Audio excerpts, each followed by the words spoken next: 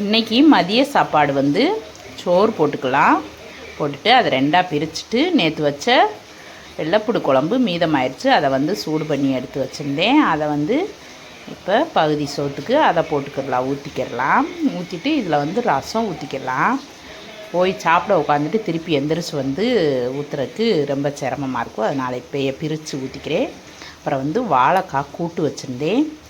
சோம்பு சீரம்லாம் அரைச்சி ஊற்றி இப்போ நம்ம பார்க்க போகிறது வந்து வாழைக்காய் கூட்டுதையும் பார்க்க போகிறோம். நான் வந்து நாட்டு வாழைக்காய் எடுத்திருந்தேன்.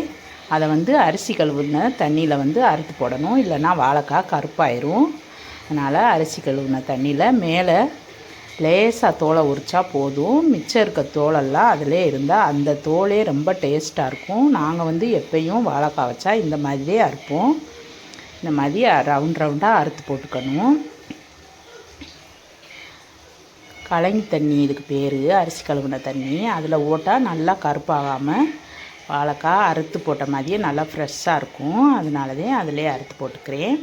நான் வந்து ஒரு 4-5 வாழைக்காயே அறுத்தேன், மிச்சத்தை வச்சுட்டேன். பாருங்கள் எப்படி இருக்குன்னு. இப்போ வந்து நம்ம வந்து கூட்டு தயார் வச்சுக்கலாம்.